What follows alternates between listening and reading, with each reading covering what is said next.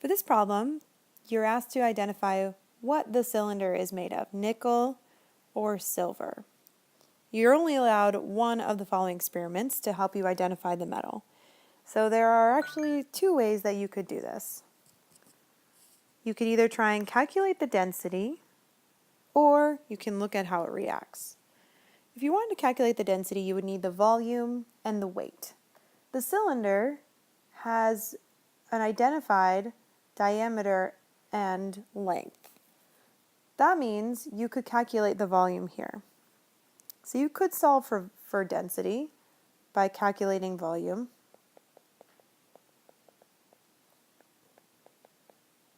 But this could be prone to error.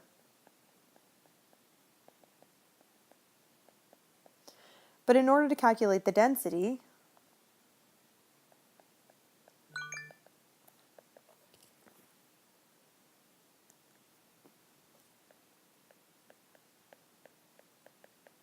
you also need the mass. So in order to get the mass, you'll need to weigh it. So therefore, A is an acceptable answer.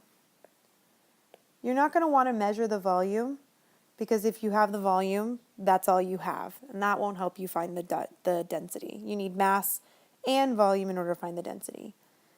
You probably don't want to guess randomly, because that's a dangerous thing to do. The other thing you can do is observe the reaction of the cylinder with a solution of copper chloride. So let's draw that picture. I've got a beaker, and in the solution I have copper chloride, and the important thing here is that I have copper 2+. And I put the metal bar in, silver or nickel, and I observe the reaction.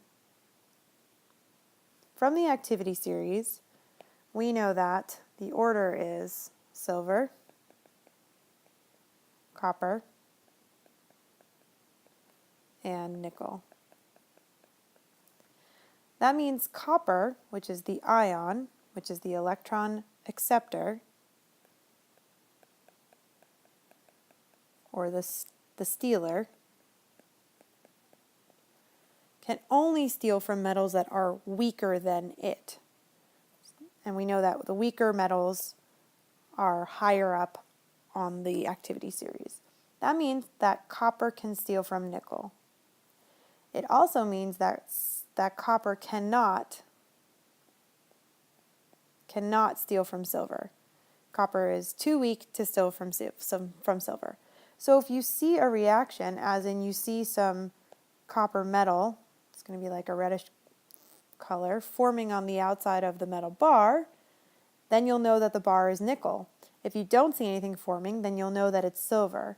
So based on this, it would be accurate to say that you could observe a reaction in the cylinder with a solution of copper chloride. So this question has two answers.